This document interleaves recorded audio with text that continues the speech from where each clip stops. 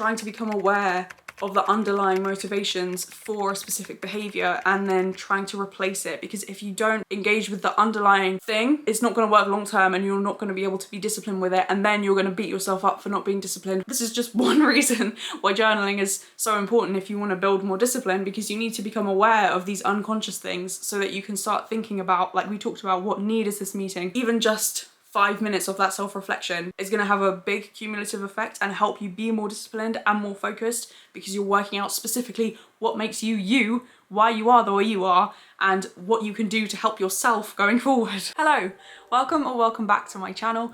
Today we are talking about how to actually be disciplined and focused enough to get what you want and to achieve the impossible. Stop relying on your feelings. Stop relying on motivation or hanging on to this vision that you have. It's really great. We're going to talk about like having a vision for who you want to be, but you can't rely on that as the thing that's going to keep you disciplined. You have to show up regardless of your feelings. Stop relying on your feelings for motivation or to keep you on track. I am a very emotional person. I feel a lot. Being sober, I feel so much. It's difficult, but your feelings aren't facts. And if you say to yourself, I don't feel like going to the gym today, or I don't feel like cleaning up, or whatever it is that you want to try and build more discipline around, if you are telling yourself this story of, I don't feel like doing that today, I'll do that tomorrow, or I'll do that when I feel like it. I want to be this new person, but like, I'm not feeling it today, right? Like if you're always waiting for your feelings, you're never going to see like the positive results you want, because you need to take action in order to get into that positive loop. And once you start taking action, then you will feel motivated. We can often wait until we're motivated to take action, but actually if you take the action first, the motivation will come afterwards, because you're like, oh yes, I'm now in like a virtuous cycle. I've now started cleaning the bathroom and I'm like, yeah, let's clean everywhere now. Like I was only going to do this, but now I've built some momentum. I'm now feeling motivated. Let's do the next thing. So stop relying on your feelings and stop treating your feelings as facts. I think mindfulness is really helpful for this, to be able to just sit back, take a few deep breaths and to notice your thoughts instead of getting caught up in them. So you can notice what you're feeling instead of being dictated to by your feelings, right? And just running on the way that you feel for the day. Instead, just be like, what's going on? Like take a breath, look down on your thoughts almost and be like, where am I going? Like, what am I feeling today? What's happening? Cool, okay. Aside from that, we're just gonna carry on with the plan. Like I don't have to listen to all of this noise. And another helpful thing is the HALT method. Don't make big decisions or don't be impulsive if you're hungry, angry, lonely, or tired. If you're any of those things, just pause, come back to it. Nothing is ever that urgent that you need to take care of it straight away. Just leave it. And similarly with your thoughts, halt. Check in with yourself before you start buying into the story that your mind is telling yourself. Check in and be like, am I hungry? Am I angry, lonely, tired? I did a whole video about the HALT method and how that's really helped me. So I will link that video if you want to hear more about that specifically. Through discipline and grit, I've been able to stay sober for 1,000 days. This is something that felt impossible for me to do at the beginning. I was like, there is no way I'm even going to be able to manage a week or a month, let alone 100 days, a year, 1,000 days as we are. And yet I've been able to do it. How? It's by showing up every day, regardless of the way I feel. And well, it's all of the things we're going to talk about in this video, but stopping relying on your feelings and stop believing the narrative that your brain is telling you, and to just take the action that you know helps, regardless of if you're like, oh, do I feel like doing this? Or is this really gonna help today? You know, I don't really, it would be much better if I just stay at home, or I'd much prefer to watch this film or read this book than do whatever it is that you wanna do and build a new habit with. If you just get into the habit of taking the action that you know helps you or that will get you closer to the goal that you wanna achieve, and you stop listening to your mind all the time, that may help you move closer to your goals. I think another really important thing is to accept that sometimes the bare minimum is enough. If you are a perfectionist, or if you do have this vision of yourself as a specific person who you're not there yet, but this is like your ideal version of yourself, yes, you can 100% get there and be that person, and you can embody that person every day. You don't have to wait for anything. You can just be like, okay, how would my dream self, whether this is to do with your diet or to do with what you read, how you make friends, how you approach your work, like literally any facet of your life, you can just take a step back and be like, okay, how would my dream self do this? How would I handle this situation? Or how would I treat myself? Or how would I treat those around me? Or how would I behave? Right? And you can ask yourself this question at any point and then embody that today. And that's how you become that person. But equally, you can just take it in small steps and be like, the bare minimum is enough. If today all I can handle is going to the gym for 10 minutes or like going on a 5-minute run, Like if that is literally all I can do today, either energy wise, time wise, that is enough. Like the bare minimum is sometimes enough, and something is always better than nothing. Like we talked about with momentum, once you take some action, you may build more momentum and be able to do more. So you may be like, fine, I'll just go for a 5-minute run today, or I'm just going to do a 10-minute walk around the block, around my neighborhood. I'm just doing 10 minutes. And you may get out on that walk with your trainers on and you're all ready. Maybe it's raining a bit and you're like, oh, I'd much rather stay inside. But you're like, no, I wanted to walk every day. I'm doing this. And you get outside and you're like, oh my gosh. And the 10-minute walk, then maybe all you do. Fine, you still did something. But you may get outside and be like, actually, you know what, I'm feeling a bit better now that I'm outside and moving. I'm glad that I put myself first. I was dreading this, but actually it's fine. Or I'm listening to my favorite podcast. This is great. Like I'm actually having a nice time. I'm going to go for a 20-minute walk, a half an hour walk, a 40-minute walk. And what started off as just something that was like the bare minimum where you were like, fine, I will do this, but I'm really dreading it, then turns into something that is more like your ideal self would do. Like you are doing that half an hour walk that you wanted to do. You are doing your 10,000 steps a day, or you are doing your 2 kilometers run every day, right? Like you just need to start. But if you get on that walk and all you can do is 10 minutes, that is fine. Sometimes the bare minimum is enough. And as well, this applies to if the only thing you were able to do was to make some progress towards your goal, even if it was that 10-minute walk, that's fine. You still did something. So for me, it's like, if all I was able to do today was stay sober, that's great. I get a gold star for that. Like that is all I had to do. It's great if you do other things, especially if it's other things around your goal. So it's great for me if I'm like doing things in recovery, doing the things I know help me spiritually, connect to myself emotionally, connect to other people in recovery. It's great if I do those things because they will help as well and they will have a cumulative effect. But if I just do the bare minimum of staying sober today, that is enough. Something is always better than nothing. Starting small is better than not starting at all. I didn't mean for that to rhyme, but it did. Having clarity and focus is really important, but you don't need to spend loads of time planning. Just get started, and that clarity will sometimes come to you through the action, where you will realize like, oh, I thought I wanted to get in shape or like improve my fitness by going to the gym, but actually I've tried to do that now and I really don't like it. Like I've tried some different machines or different classes and it's just not for me. Like I would much rather do some like Pilates workouts at home, or just do lots of walking or do running by myself. Like the way you are going to gain clarity sometimes is just through taking action without having a huge plan in place, because as well the plan can give us a sense of control or can give us like the same dopamine boost as actually taking the action. Whereas what is more important is actually showing up every day, and sometimes you're not going to feel like doing that, like we talked about. So clarity and focus, yes, is important. And for me, obviously this is quite simple because I was like, I want to stay sober. And then it's a question of like maintaining or like dealing with different problems that pop up. But what is also helpful with clarity, which is a separate point, which we'll now come on to, is to have an anti-vision and to be like, I know who I don't want to be. So either think of yourself in 10 years with the habits you have now. Maybe you know you get really angry and really triggered by certain things, and you're like, I would just like to be a bit less reactive. Or you know that your eating habits aren't so healthy, not just in terms of like I keep ordering takeout, but also how expensive is that takeout, right? Like it's affecting you financially as well. Maybe you've noticed that you feel really good if you meal prep in advance, or if you plan meals with your family or with your roommates.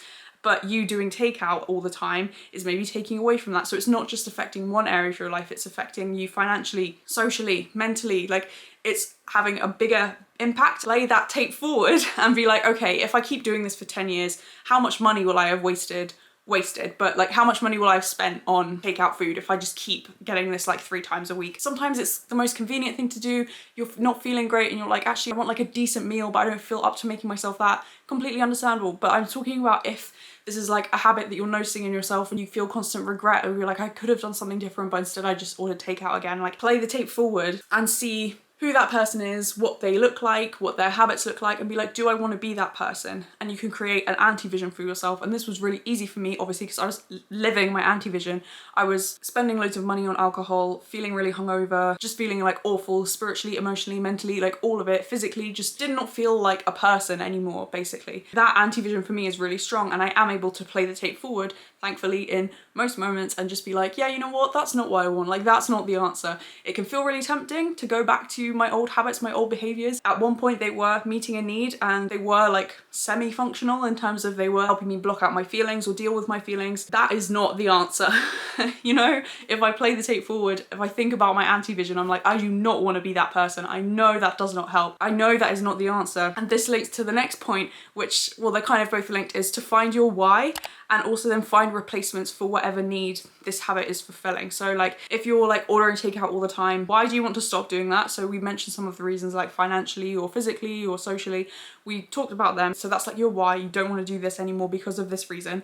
But then you need to find replacements or find a way to make it work so that you are able to build the habit of consistently meal prepping. You need to make a plan with your friends of like when you're eating or who's cooking what food that when, so you can have your meals all together. Or you need to go grocery shopping once a week and like plan your meals, even just vaguely, right? But like, don't ever leave it so that you open the fridge and there's nothing there prepared, ready to eat. Like, I try and do this where it's always like, there's always an option I can pick. So instead of being like, oh, I'm just gonna have a sandwich, I can look in the fridge and be like, well, I boiled some eggs yesterday, we can have that. Like, that's gonna be a more nutritious and filling option than just like a cheese sandwich. I try and have vegetables prepared as well. So I open the fridge and I'm like, what am I gonna have for lunch? Oh my gosh, I need to grab something quickly. And it's like, look, we have this like coleslaw prepared, let's have this, right? Like, build a lunch around that. So you can find replacements and like build a plan so that you can actually get to where you want to be, whether that's you want to save money or you want to feel a certain way, you don't want to feel so sluggish from eating pizza all the time, you know? Also, your why may not be as surface level as just like, oh, I don't have time, or, you know, don't plan ahead. It can be, and often is,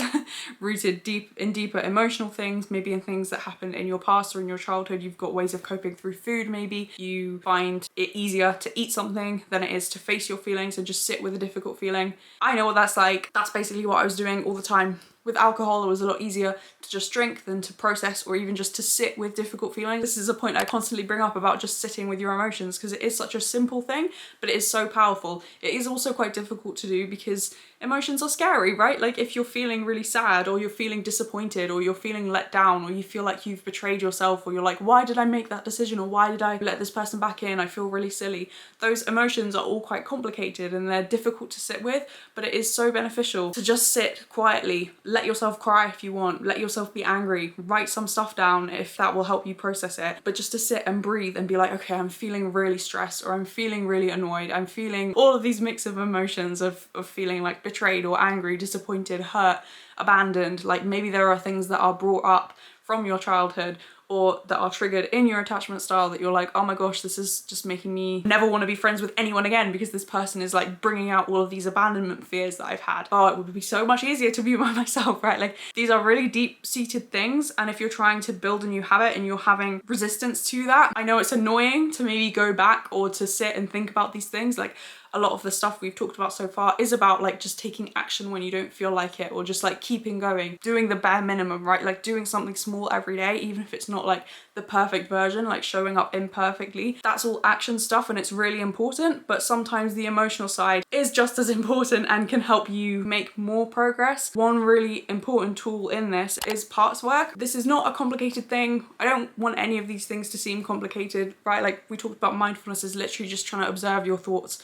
You don't have to like sit for half an hour and meditate. You don't have to sit even for 10 minutes. Like, I think even doing something like this for 2 minutes can be really beneficial.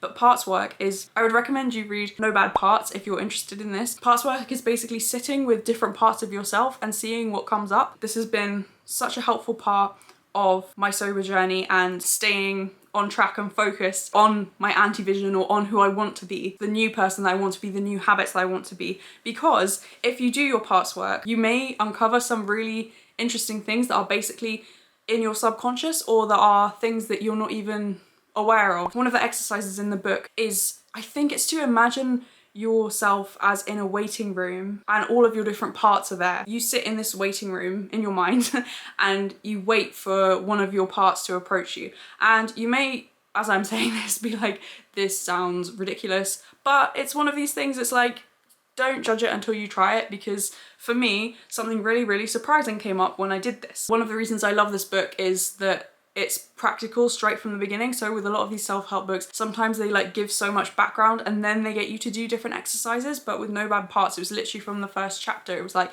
now you can try this exercise. Maybe it's best to consult with a therapist. This is quite emotional stuff and you don't know what's gonna come up and it might be quite traumatic. So be careful, and you can always pray about it as well, or do this with a friend present so you have someone to talk about, or ideally with a therapist, someone who knows, particularly an IFS therapist who knows what parts work is and knows all about it and is not going to be like weirded out when you start trying to explain how you're having like a conversation with yourself. In this waiting room that I was imagining, this part came up to me and I was like, what's up?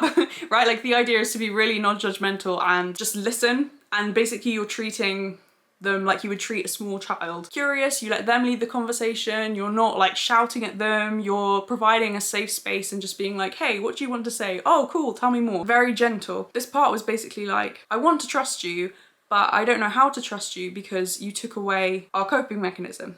And I was like, what do you mean? It was like, well, we had to go to rehab and we'd been so reliant on alcohol for years to cope with our feelings, and all of a sudden we were in a different environment, surrounded by people we didn't know. Our one coping mechanism had been taken away. We were taking all of these prescribed drugs, and it was just a very scary process to go through detox. And I was like, oh, okay, I can see that. Like, I can see that would have been very difficult for a part that didn't understand the process. So I'm there, like, I know it was scary. Obviously, I lived through it too. We're just going with it now. I'm just assuming you're in it with me. I know it was scary, but I also know why, right? In the same way that you can't necessarily explain to a child like, oh, this is going to be like boring or annoying, but like we need to go to the doctor now, or we need to, you know, you're going to sit in the car for 3 hours and it's going to be really boring, but like it'll be fun when we get to the destination because we're going on holiday, right? Like you can't necessarily provide all of the context because they won't understand. The same way that this part, I was like, oh, I get it, but you didn't have the full picture. I know that we're safe, and this was actually what we needed to do to get well, so I can understand how you may struggle to trust me because, yeah, I did put you in a really scary situation and we didn't have that coping mechanism to rely on then, and we still don't. That has been removed and we've replaced it with other things, which is another point we're going to come on to in terms of finding replacements. But I was able to say to that part, like, I was acting in our best interest. Look at us now, like, we are safe now. That part had been like frozen in time and was like, how can I trust you? I can't trust you to make decisions because you did this to us. Like, you put us in this scary situation and took away something that we were using to cope. But I was able to be like, it's okay now, right? That I know may sound ridiculous, but to me, that process was really eye-opening because I was like, I had no idea that there was this part of me that felt like betrayed or hurt in that way, because it is obviously such a good thing that I'm sober now and that I was able to get well. But clearly there's a part of me that resents that or didn't understand that. And that's given me a deeper understanding of why sometimes I'm tempted to drink again, or why I miss that as a coping mechanism, or why I have such complicated feelings around this. It's like, oh, because there are all different parts of me that are operating on different levels and have different opinions of these experiences. So if you want to become more disciplined and to focus and actually achieve what you actually want to, it can be really helpful sometimes to do something like parts work, or even just to do some reflective journaling. Try and understand that underneath your conscious desire to, I want to like go to the gym, why can't I just stick to this routine? Why can't I just do this habit that I'm trying to create? Why can't I get up earlier if I want to do that? Why can't I eat this way? Or why do I have to do this? Or why is this not working? Underneath that frustration that you're feeling of like, why can't I just do this? There may be so many other emotional levels or different parts of you that have different stories or different beliefs about the way you're acting, and those parts are just trying to keep you safe. And so they're like, no, we're going to provide some resistance to you waking up early or to you going to the gym because that doesn't feel safe, right? And this is just a theory, but like I just explained with one example, it can be a really eye-opening experience. But even aside from parts work, if you don't like the sound of that, or you're like, I don't know what that would bring up or whatever, just trying to have more compassion for yourself and understand that underneath all of your excuses or all of these failures, you know, you may have tried to build a new routine, go to the gym and it doesn't stick, or trying to eat a different way, or trying to stop your shopping habits or whatever. Underneath that failed attempt, there is different emotional layers and different needs being met, and you can identify those needs and then you can find a replacement for them, which is the next point. So that's all under like understanding, why do I do this, or why am I not able to stick to this habit? Why can't I be disciplined in this area? And then you can look at, okay, this was the need that was being fulfilled, or this was where I didn't feel safe. What can I do as an alternative? And the biggest thing I would say here is to learn to trust yourself again and to build trust with yourself.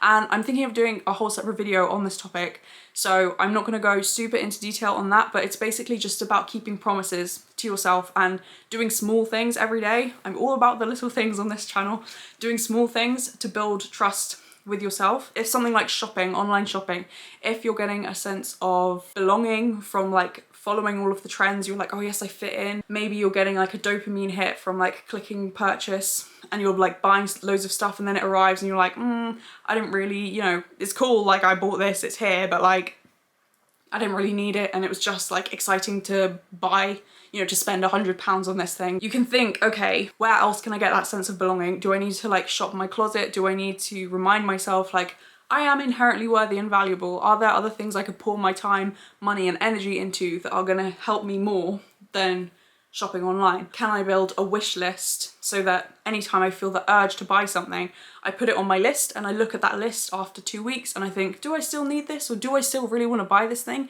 And if I do, I can buy it, and if not, I don't have to buy it. Or if 2 weeks is too long, wait like 48 hours, because sometimes these things can be impulse purchases that we don't actually need, right? And that's just one example of like trying to become aware of the underlying motivations for a specific behavior and then trying to replace it. Because if you don't engage with the underlying thing, it's not going to work long term and you're not going to be able to be disciplined with it, and then you're going to beat yourself up for not being disciplined when in reality you never actually uncovered what the true need was, whether that was safety or belonging, trying to placate difficult feelings, and then the cycle is just going to continue. Anything that helps you slow down is also helpful here. So deep breaths, I mentioned like a wish list or taking time away, being like, okay, we will revisit this in 48 hours. Similarly, sometimes it's difficult with distraction, but I think that can be really beneficial to me just because my mind can be going so much, and sometimes it's like, you know what, we just need a break, so we're just gonna put on a film, something like The Big Short, like something that I can get caught up in the story of. It's a completely different world, right? Like that film's all about finance and I'm not in that world at all.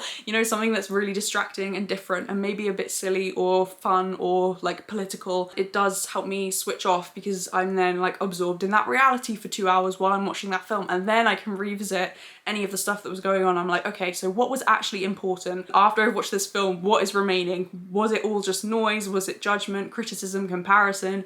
Or is it like, no, this is actually a problem we need to deal with because we've gone away for an hour and watched a film and now we've come back to it and it's like, yeah, this is still bothering me, right? Like sometimes distraction can be a good thing. Journaling is also really, really powerful.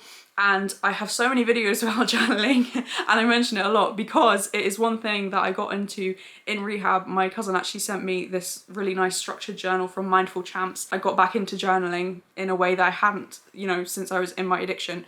I wasn't really like interested in like self-development or even just self-expression, right? Like I didn't care, it was just all about drinking.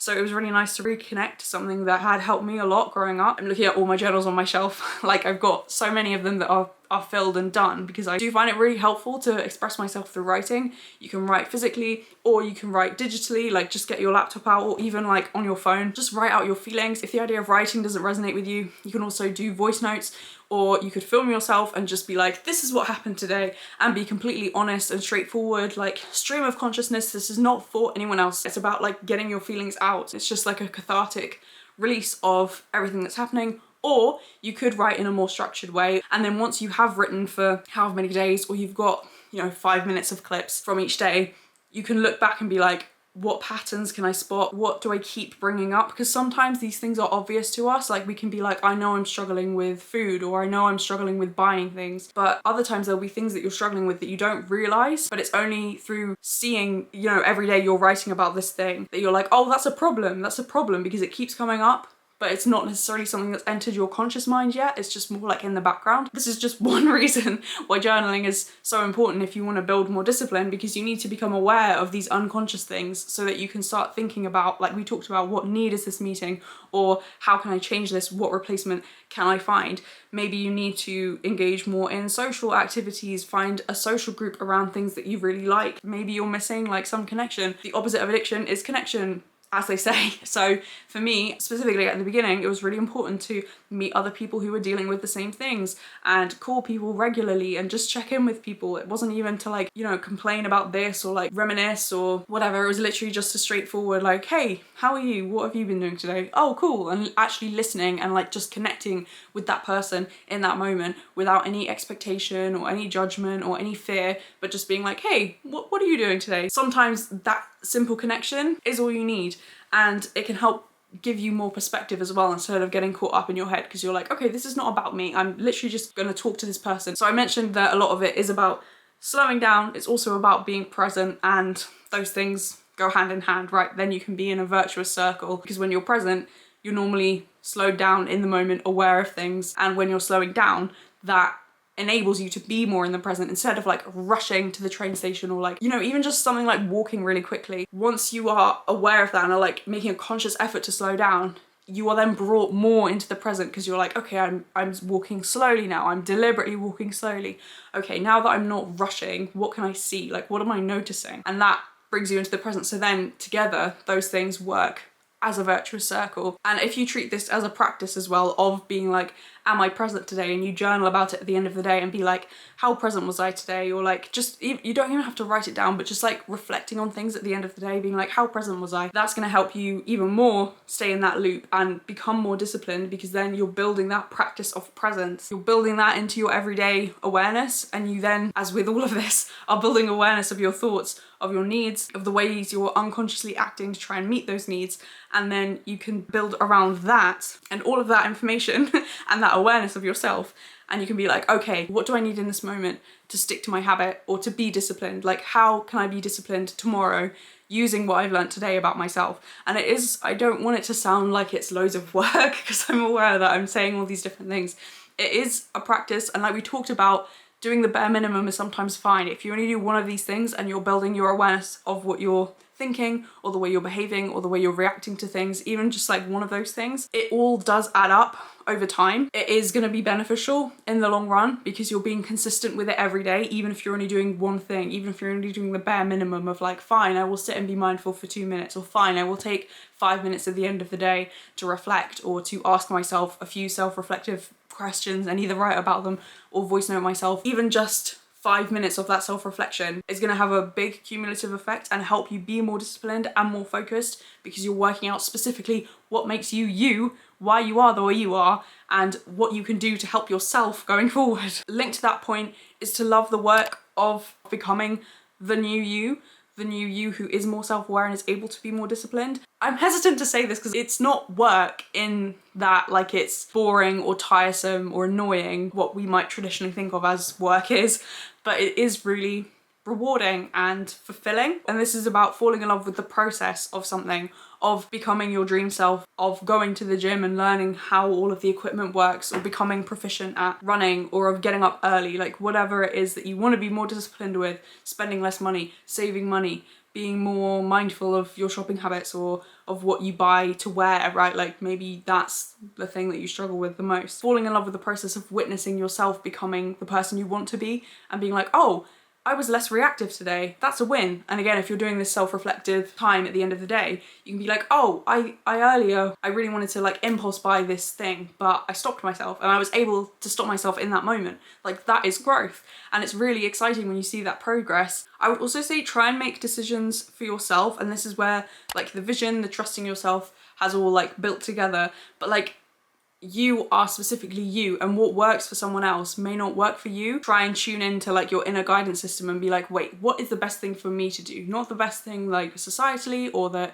best thing I should do, or that I think should work, but like, what is the best thing for me? Outside of what works for other people, what works for me? And part of this as well is like discerning between when you need to rest and when you need to push yourself. And the only way you're going to learn that is through making mistakes with it. Either you push yourself and then afterwards you think, yeah, I should have rested, or you rest and you, at the end of the day you think, I rested today, but actually I think I could have pushed myself. And that's fine. Like, you learn by doing, and hopefully the next time you're faced with a decision where you need to either rest or try and push through whatever you're feeling, you will make a more informed decision. And it is like trial and error. But again, if you're showing up every day in some small way, you will be making progress, and that's building discipline in itself to show up every day, even if it is just the bare minimum. So I know I've given you a lot to think about. I feel like I've covered so much. It feels like my voice is going. But I really hope this video has been a helpful starting point. I will leave my How to Validate Yourself playlist, because I think that's a really important part of this as well, of like knowing yourself and being yourself. I will also let the YouTube algorithm pick a video that it thinks that you will enjoy from my channel as well, and I hope that helps you too. Thank you so much for watching. God bless, and I will see you in the next one.